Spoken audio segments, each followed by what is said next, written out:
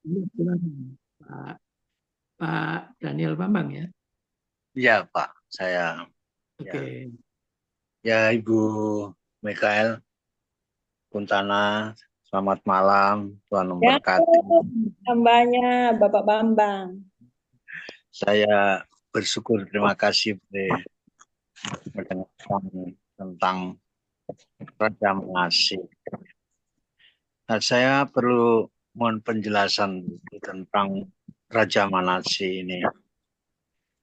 Kalau kita lihat mengapa dia melakukan kejahatan ya, pada waktu pemerintahannya. Kemudian pada akhirnya juga dia kembali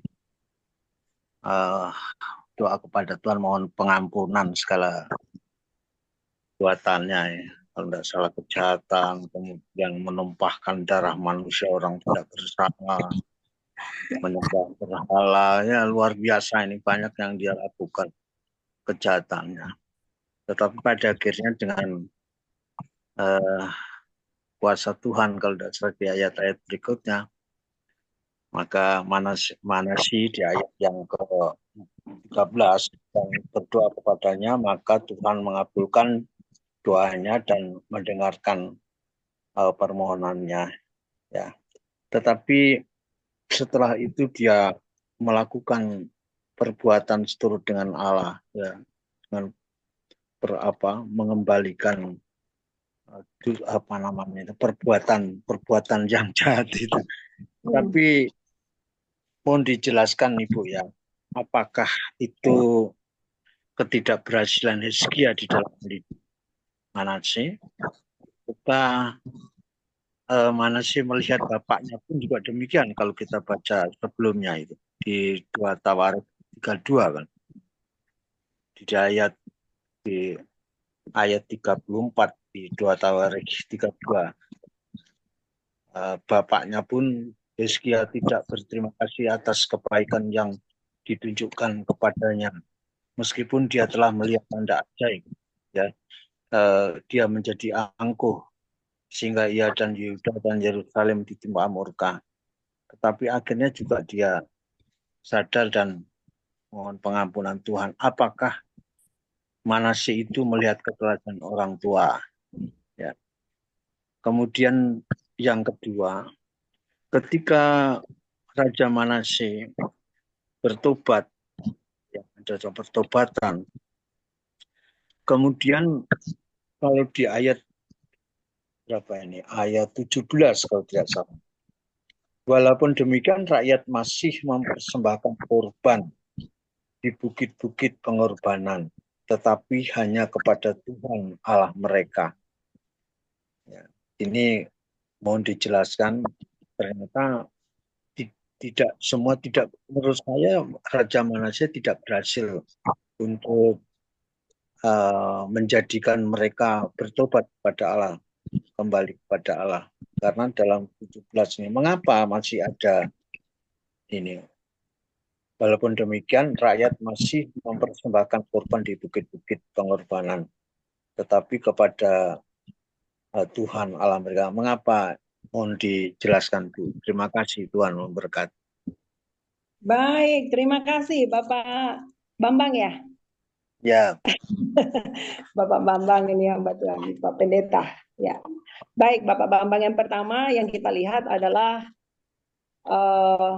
tadi juga saya sudah jelaskan bahwa Hizkia di tengah kejayaannya kemungkinan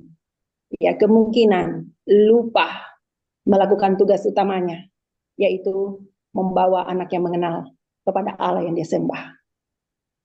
Yang kedua, Manasye yang sudah jatuh di dalam dosa, bahkan dicatatkan dalam firman Tuhan bahwa lebih jahat dari segala bangsa jahat di mata Tuhan. Kenapa kok diampuni oleh Tuhan gitu, betul ya? Dan pertobatannya kenapa kok hanya dia gitu loh.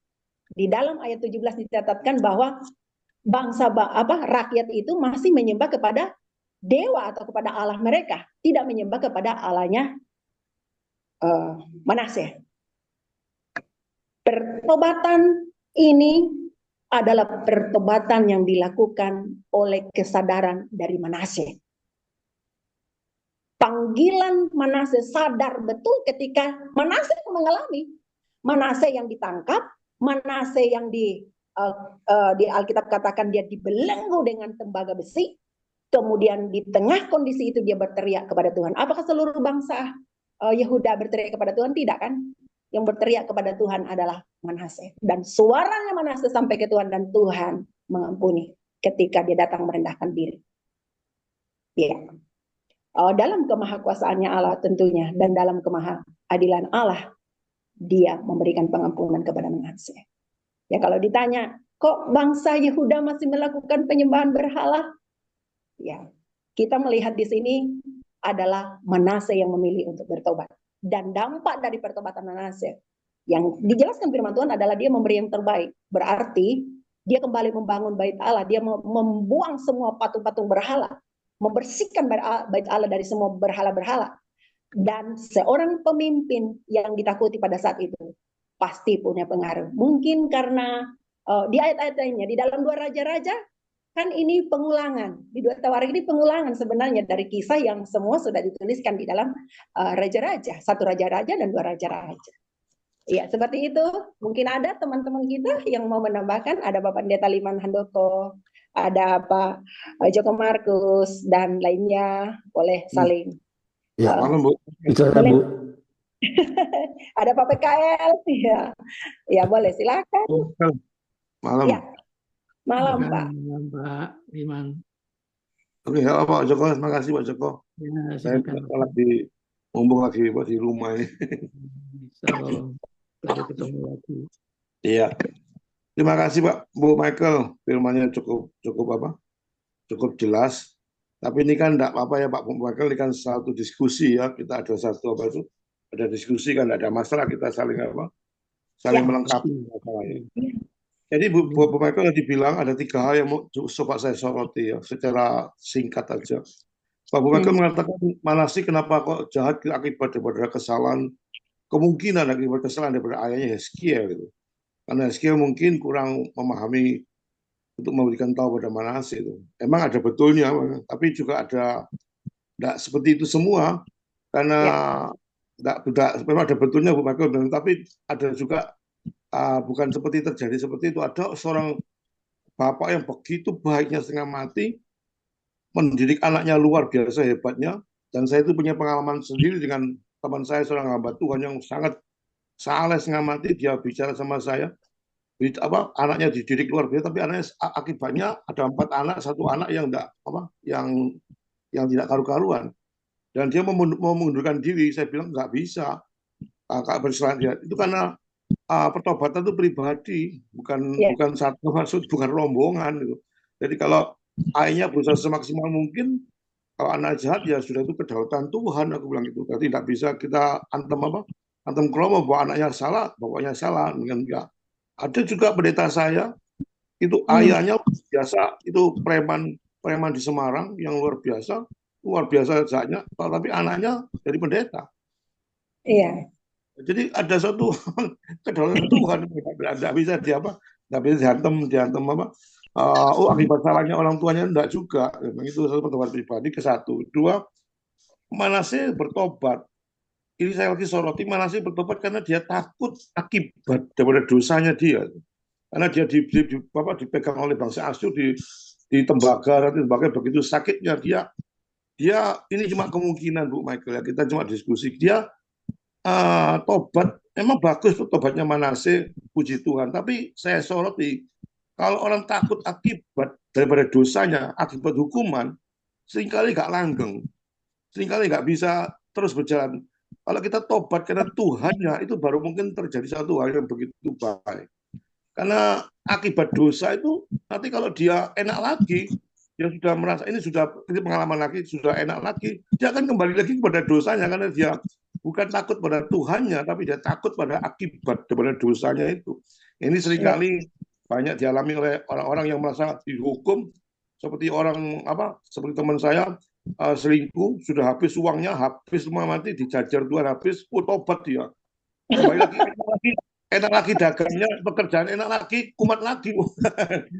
Ya dia takut bukan sama Tuhannya, tapi dia takut pada akibat bangkrutnya itu. Nah, itu yang saya soroti. Makanya hati-hati pertobatan. Kita pertobatan harus takut pada Tuhan, bukan takut pada akibat pada dosanya. Ada kita dua orang yang merasa berdosa itu juga bahaya juga. Saya pernah khotbah di mana di penjara, ada seorang pakai 10 tahun dia bilang tidak mungkin saya dikasih Tuhan karena dosa saya tumpuk-tumpuk. Sejak 12 tahun, 10 tahun saya sudah melakukan dosa, tidak bisa gitu. Jangan pernah itu trik setan supaya jebakan setan supaya merasa dirinya paling berdosa sekali sehingga tidak merasa diampuni Tuhan. Enggak. Tuhan mengatakan dosamu merah seperti kermisi apapun akan putih seperti kalau kita bertobat betul-betul pertobatan itu. Tapi kenapa malah rakyatnya juga tidak bertobat? Karena saya tadi katakan, Pak Bambang mengatakan adanya pertobatan itu urusan pribadi. Jadi penginjilan urusan kita, tapi pertobatan itu hak Tuhan. Jadi kesalahan Tuhan itu yang saya counter, tidak apa-apa ya Bu Michael, kita saling melengkapi. Yang saya lihat ini ada suatu kebalikan. Terima kasih Bu Michael. Itu aja, saya nggak bertanya, tidak apa, cuma menyoroti. Terima kasih Bu Michael. Terima kasih. Satu frekuensi. Sebelum menanggapi Pak Liman, saya menambahkan Pak Liman. Ya, silakan langsung. Kedaulatan Tuhan. Saya juga dari tadi Ibu membaca itu berpikir begini. Itu kan baik Allah. Ada ruang Maha Kudus, ada ruang kudus dan ruang yang biasa untuk pelataran itu. Terus kalau yang ruang Maha Kudus itu yang bisa masuk itu kan hanya imam-imam. Bahkan di zaman Musa katanya kaki itu dikasih tali untuk imam-imam yang khusus masuk ke ruang Maha Kudus.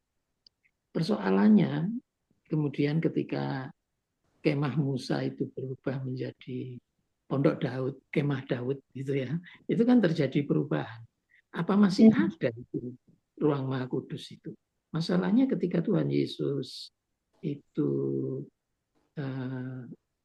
mati disalibkan dan pada saat yang bersamaan dengan nyawanya meninggalkan tubuhnya, itu tirai bait Allah itu terbelah dan itu menyimbolkan bahwa sudah tidak ada lagi ruang Maha Kudus dan ruang kudus itu. Tetapi di zaman Manase ini itu masih ada enggak? Karena kalau itu masih ada dipakai untuk tempat penyembahan berhala, wah itu suatu penghinaan yang luar biasa. Dan saya percaya bahwa Tuhan itu pasti tidak akan mengampuni, itu sudah pasti. Tapi yang aneh itu, kata Pak Anu tadi itu kedaulatan Tuhan. Ternyata ketika Manase minta ampun, itu Tuhan ampuni. Nah itu yang aneh bagi saya. Tadi saya berpikir, apa ketika menjadi raja dalam usia 12, wah itu dia seenaknya, arogan, gitu ya. Anak remaja sampai anak muda, dewasa muda, dia mau buat seenaknya bait Allah, dia rubah menjadi tempat Baal. Tapi begitu dia mengalami satu penghukuman penderitaan yang dia rasakan itu dari Tuhan, dan memang iya karena bait Allah itu adalah tempat kudus Tuhan. Nah disitulah dia kemudian mendapat pengampunan. Itu suka-sukanya Tuhan, itu kedaulatan Tuhan. Kemudian Pak Bambang tadi ketika menyitir mengenai tentang ini yang ayat 16. Ia menegakkan kembali mezbah Tuhan dan korban keselamatan dan korban syukur di atasnya, menyerukan kepada Tuhan untuk beribadah kepada Tuhan Allah Israel. Dan walaupun demikian rakyat masih mempersembahkan korban di bukit-bukit pengorbanan, tetapi hanya kepada Tuhan. Memang kalau dalam pemikiran sekilas mungkin Pak Bambang menganggap ini bukit-bukit pengorbanan itu masih tempat Baal, itu sehingga yang dilakukan oleh orang-orang melakukan korban di bukit-bukit pengorbanan itu masih merupakan sisa-sisa dari pengorbanan orang-orang yang menyembah Baal. Tapi sebenarnya bukan, karena bukit pengorbanannya menjadi bukit pengorbanan mezbah untuk Tuhan. Itu ceritanya kan sama dengan Gideon itu ya. Hmm. Langsung untuk menghancurkan Baal-Baal, tempat mesbah-mesbah yang dibuat oleh ayahnya. Mesbah Baal. Nah Gideon dia bingung, takut juga, akhirnya dikasih satu hikmat, bawalah 2 ekor lembu, kan begitu. Kalau ditanya orang di jalan, untuk apa malam-malam Pak itu? Untuk mempersembahkan, gitu. Padahal dia untuk menghancurkan Baal-Baal, mesbah-mesbah itu. Dan ketika terjadi, pagi-pagi orang heboh, tidak ada yang protes. Itu hebatnya Tuhan, suka-sukanya Tuhan. Terima kasih Tuhan Yesus memberkati. Pak Joko, saya mau tambahkan untuk Pak Bambang tadi, Boleh. karena satu bagian yang belum saya sampaikan. Pertobatan Manase itu kita lihat di ayat 15 itu dia menjauhkan semua berhala-berhala itu. Jadi dia bersihkan total rumah Allah itu. Jadi meskipun bangsa Yehuda itu masih menyembah berhala, tetapi sudah di dalam bagiannya sudah tidak di bait Allah. Sudah tidak dulu, karena mesbah itu, bait itu sudah dibersihkan total. Bahkan dicatatkan dia menambahkan lebih tinggi lagi bangunannya. Berarti sudah jauh betul dari para berhala-berhala, sudah jauh, sudah dibersihkan total. Jadi ya kembali bahwa pilihan bertobat itu kan secara pribadi oleh Manase, ya Manase melakukannya. Tapi dia kembali menyerukan. Yang paling menarik adalah apa yang dialami dari Allah, bahwa dia mendapatkan berkat pemulihan, bahkan keadaannya, kedudukannya dipulihkan. Dia menyerukan itu kepada bangsa Yehuda untuk beribadah kepada Allah. Dia menyerukan. Di dalam bagian ini kan tercatat ya. Dia mengajak untuk berbalik kepada Allah. Ya, kita semua kok melakukan itu, kita ngajak orang berbalik kepada Allah. Apakah semua orang itu mau berbalik kepada Allah? Itu urusan pribadi masing-masing. Tapi yang jelas Alkitab catatkan, pertobatannya dari Manase ini, dia membersihkan total dan membuang semua berhala-berhala itu yang pernah dilakukan jahat kepada Tuhan. Iya. Ya itu Pak Bambang, terima kasih. Kalau saya boleh tambahkan lagi Bu, bahwa mengapa yang saya tanyakan tadi bahwa masih ada sebagian rakyat yang melakukan persembahan kurban di bukit-bukit ya. Itu maksud saya, kalau kita lebih menurut saya Hizkia itu pertobatan pribadinya, keteladanannya tidak membawa dampak kepada masyarakatnya. Jadi artinya boleh saja memang pertobatan itu urusan dari pribadi masing-masing, tetapi yang bertobat siapa? Kalau kita misalkan orang tua bertobat harus memberikan dampak kepada keluarganya, tentunya begitu maksud saya tadi. Bukan itu urusan pribadi seseorang pertobatan, bukan mana saja, bukan. Maksud saya bahwa ini di sini dapat kita lihat pertobatan Manase itu tidak memberikan keteladanan kepada masyarakatnya, karena ternyata di ayat 17 itu masih ada yang menyembah pengkorban itu. Nah itu maksud saya. Ya. Jadi saya juga bersyukur dengan membaca Raja Manase ada makna-makna yang bisa saya dapatkan bahwa keteladanan seseorang dan kita sebagai pemimpin, baik pemimpin gereja maupun rumah tangga ataupun seorang ayah harus memberikan keteladanan. Iya. Ini mungkin ada salah tulis enggak ya Bu Mika? Yang ayat 17 itu. Karena di situ tertulis Tuhan. Saya terlempar Pak Joko. Jadi saya sambung lagi tadi. Meskipun bahwa pertobatan itu secara pribadi, Allah mereka itu mungkin memang bisa yang bahwa itu Allah Baal ya. Tetapi bahwa itu Tuhan dengan huruf besar dan kata Allah itu mungkin juga Allah Israel. Nah itu salah tulis teksnya atau apa? Iya. Ayat 17 karena itu di dalam ayat 10 dikatakan Pak, kemudian berfirmanlah Tuhan kepada Manase dan rakyatnya. Mestinya kan harusnya rakyatnya juga harus bisa berubah dari apa yang dilakukan oleh Manase. Ya, terima kasih Tuhan memberkati. Itu ya, benar di dalam tulisan, kalau ini Alkitab tulisan Lembaga Alkitab ya, Harusnya kita pakai bahasa Ibrani, cuman saya nggak punya kitabnya tadi. Kita belum sampai ke sana GC-nya mencarinya secara lengkap.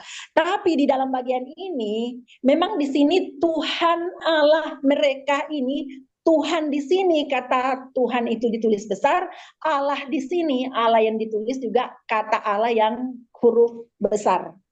Jadi jelas di sini pasti ajakan dari Manase itu membawa bangsa Yehuda untuk menyembah kepada Allah yang dipercaya oleh Manase. Karena di sini Tuhannya kan dibilang, tetapi hanya kepada Tuhan Allah mereka. Tuhan Allah di sini yang dituliskan adalah tulisannya huruf besar.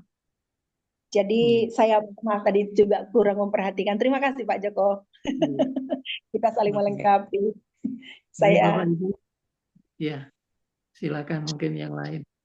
Ya, saya bisa. Ada Pak Andre, Pak Andre.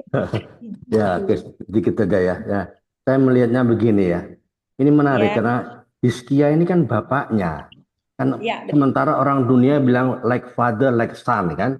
Kalau bapaknya baik, ya pasti anaknya baik dong. Karena buah tidak jauh dari pohonnya. Ya kan? Nah, itu kita setuju dulu ya. Tapi ternyata menarik ya. Hizkia ini raja yang takut akan Tuhan kan.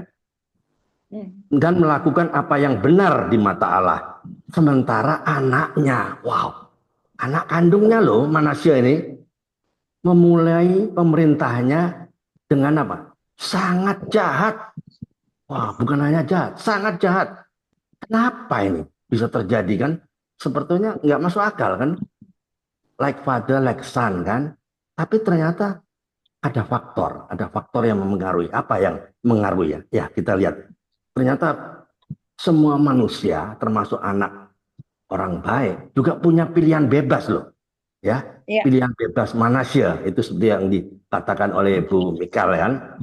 Karena termasuk manusia semua, termasuk anak seorang raja yang saleh, yang takut akan Tuhan, punya kehendak bebas. Walaupun Hizkia mungkin ada keteladanan, ya kita nggak lihat. Tapi saya percaya ada keteladanan yang baik. Ya, Manasya tetap memiliki kebebasan untuk memilih jalannya sendiri. Nah ini dia. Keputusan untuk mengikuti Tuhan atau tidak selalu bersifat pribadi kan? Yeskiel 18 ayat 20. Selalu bersifat pribadi, benar apa yang katakan dari ya. Jadi pada Manasya itu kan masih kecil dia, umur 12 tahun ditinggal oleh bapaknya kan. Jadi ada pengaruh penyembahan berhala dan bangsa-bangsa sekitar ya, mungkin sangat kuat. Dan bisa juga ada tekanan politik ya, sekarang raja loh. Ada politik ya, dari apa? Dari sekitarnya, dari menteri-menterinya yang mempengaruhi dia untuk mencoba hal-hal yang bertentangan dengan jalan-jalan Tuhan ya. Ya mungkin kurangnya pembinaan dari Hizkia karena dia ditinggal oleh bapaknya, dia masih kecil kan, Manasya kan 12 tahun ya. 12 tahun ya. Manasya masih muda. Ada kemungkinan Manasya kurang mendapat pembinaan rohani yang cukup ya di usia yang sangat ya muda atau belia ya. Padahal dia dihadapkan pada tanggung jawab yang gede loh, raja loh ya, dan mudah dipengaruhi oleh penasehat gitu. Ada durna itu pasti itu, pendeta durna ya, mungkin yang tidak takut akan Tuhan. Nah, itulah jadi di akhir hidup Hizkia ia membuat keputusan yang kurang bijak ya. Saya lihat ya, ada memamerkan kekayaan ya. Kekayaan kerajaannya kepada apa? Utusan Babel tuh. Yesaya 39 ayat 2 itu ya. Ya pamer ya, flexing lah ya. Itu kesombongan, itu mungkin memberi dampak buruk pada generasi berikutnya. Generasi berikutnya ya Manasya itu. Jadi ternyata keteladanan Hizkia seorang bapak tidak cukup. Ya, tidak cukup. Ya, meskipun keteladanan orang tua itu memang penting, tapi itu bukan jaminan anak akan mengikuti jalan yang sama. Ya enggak? Karena ada beberapa alasan di Alkitab kan, keteladanan tidak otomatis mewariskan iman. Ini penting. Ya, keteladanan itu ternyata tidak otomatis untuk mewariskan iman ya. Karena mewariskan iman itu memerlukan lebih dari sekedar keteladanan. Anak-anak perlu punya pengalaman pribadi. Nah, ini penting. Pengalaman pribadi dengan siapa? Dengan Tuhan. Untuk membuat iman menjadi milik mereka sendiri. Jadi di situ ada godaan dosa, ya, iblis yang selalu berusaha menghancurkan kan generasi-generasi yang baru setelah Hizkia ini ya. Ketika Manasya masih menjadi raja kan masih muda, ya mungkin tergoda dengan kuasa kekayaan atau budaya-budaya duniawi di sekitarnya, masih muda. Ya, disinilah saya merenungkan ya di Amsal 22. Ya, Amsal 22 ayat 6 ini kan bilang apa? Didiklah orang muda menurut jalan yang patut baginya. Maka pada masa tuanya pun ya ia tidak akan menyimpang dari jalan itu ya. Ini ayat Amsal ini kan adalah prinsip ya, bukan janji muluk ya, atau bukan janji absolut lah ya. Walaupun Hizkia mungkin telah menanamkan nilai-nilai yang baik ya, tapi tidak cukup lah Manasya memilih menyimpang karena masih muda waktu ditinggal kan ya. Itulah akhirnya kembali kepada thanks God ya, Tuhan tetap mengampuni kalau dia mau bertobat ya. Manasya kan bertobat endingnya. Jadi tidak ada kesalahan atau kejahatan yang besar apapun.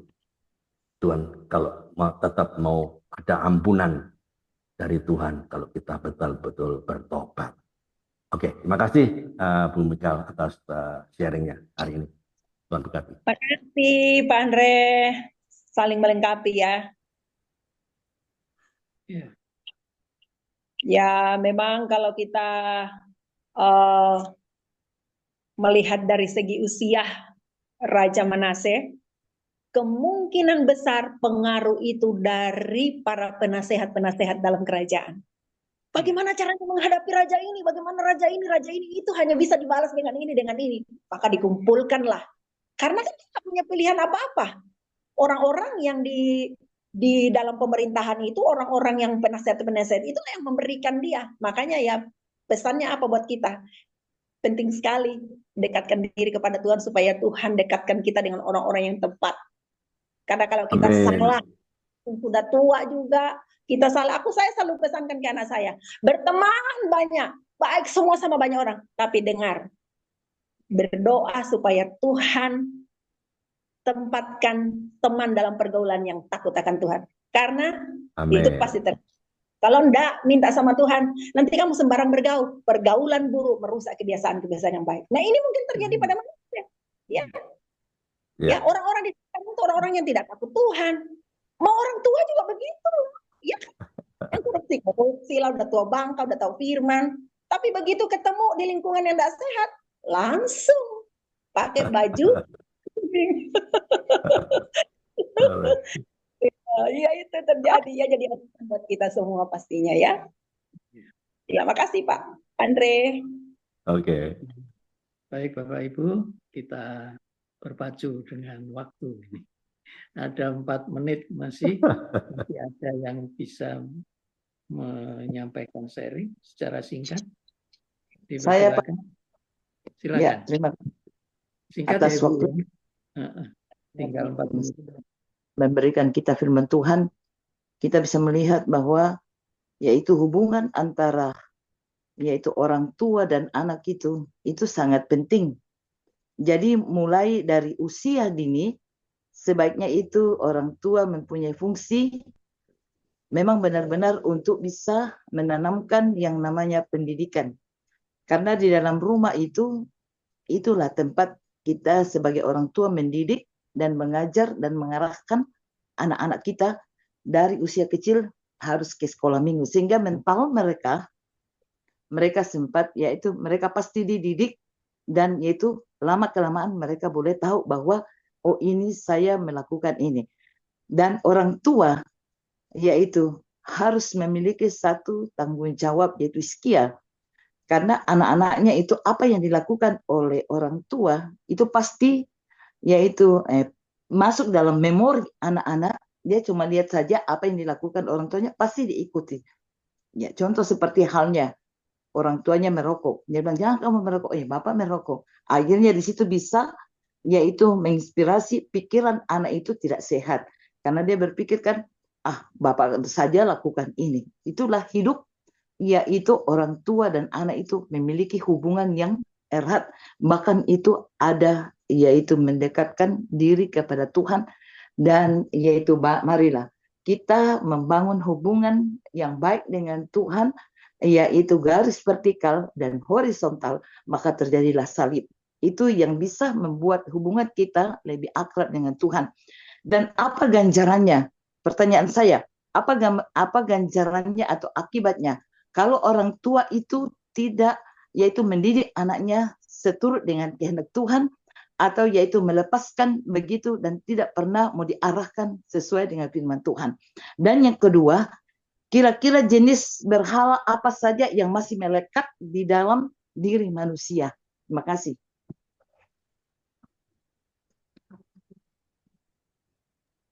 Saya kembalikan. Ya, silakan Ibu Mikal mungkin. Bisa saya tambahkan sedikit? Oke. Silakan. Yang perlu kita ingat, nggak ada contoh keluarga ideal di Alkitab. Nggak ada. Baik di Perjanjian Baru maupun Perjanjian Lama. Kadang-kadang kita disorientasi. Setiap keluarga pasti ada titik-titik lemah. Disitulah Tuhan membuat kita semakin bergantung kepada-Nya. Dan perlu kita ingat, kehendak bebas itu selalu ada. Saya nggak pernah menghakimi ada anak pendeta besar mati bunuh diri. Lalu karena bapaknya. Enggak, saudara kasih. Itu pilihan bebas dari anaknya. Ya, saya pernah di satu seminar bicarakan keluarga yang bahagia. Siapa di Alkitab saya bilang? Kasih contoh. Hasil pemuritan yang paling sempurna adalah Timotius. Tapi tidak pernah diceritakan siapa kakeknya Timotius sama bapaknya Timotius. Gak pernah diceritakan neneknya Lois, ibunya Eunike. Ya, kenapa tidak diceritakan? Harusnya kan menjadi kritisi kita. Jadi yang penting pertobatan harus disertai tindakan. Tanpa tindakan tidak ada pertobatan. Ingat, Zakheus bertobat, ya, dia bilang separuh dari hartaku kuberikan pada orang miskin.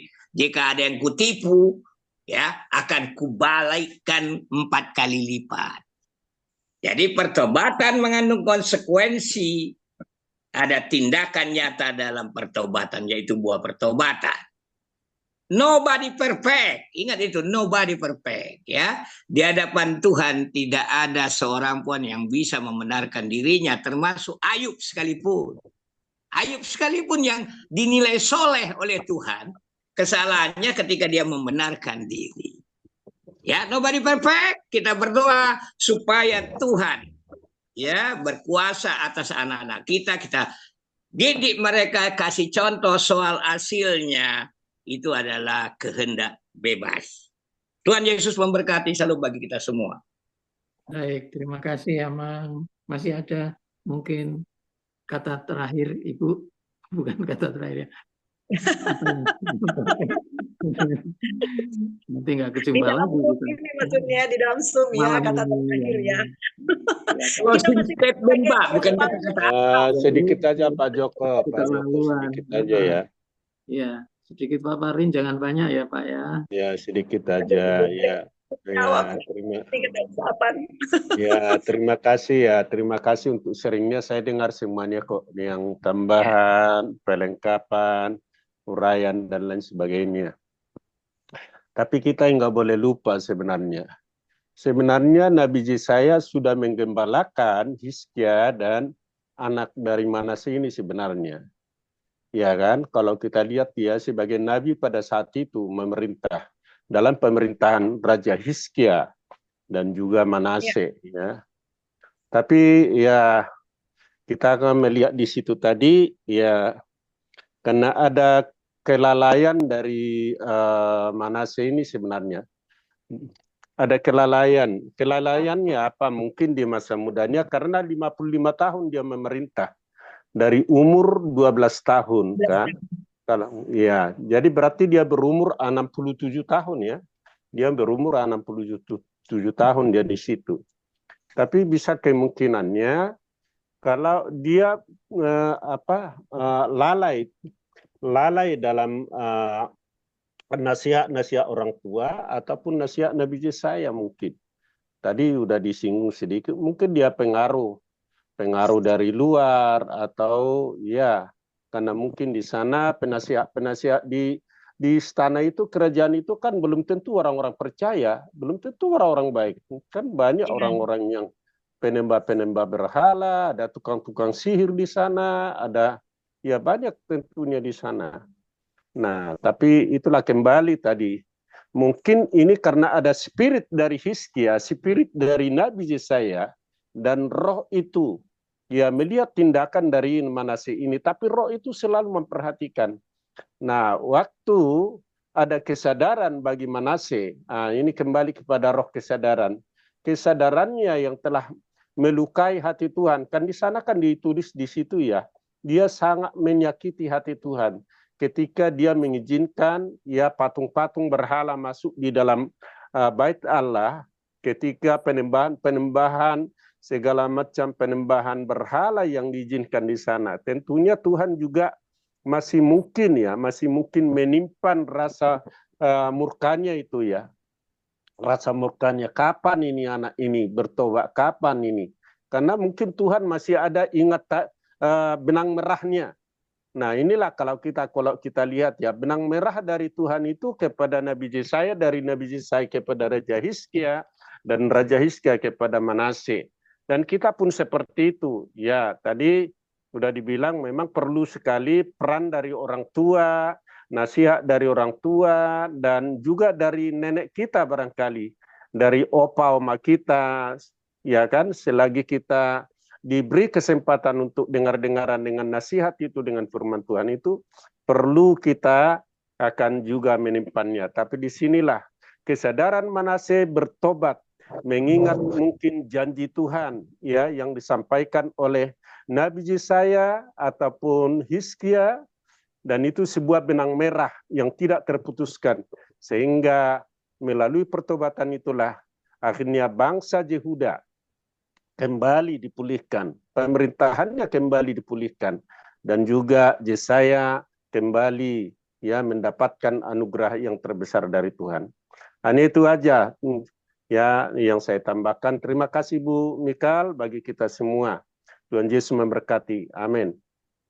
Masih ada Bu Mikal? Pak Pendeta Parlin, salam rindu, salam kangen, udah lama enggak jumpa. Amin. Berapa kali sih? Berapa kali dijadwal Ibu Mikal di ini selalu gagal. Saya. Ya, karena memang jamnya tengah 5 ya, agak subuh. Memang dilatih untuk kita bangun pagi-pagi gitu ya, tengah 5. Ya, puji Tuhan. Terima kasih. Ya. Silakan Ibu. Mungkin ada salam kangen terakhir. Sudah cukup Pak, sudah pembahasannya. Sudah cukup rasanya. Ya, cukup. Sedikit merespon Pak Handoko ya, Bapak Ibu semuanya ya. Ini sudah kan? Ini sudah. Sedikit merespon kata terakhir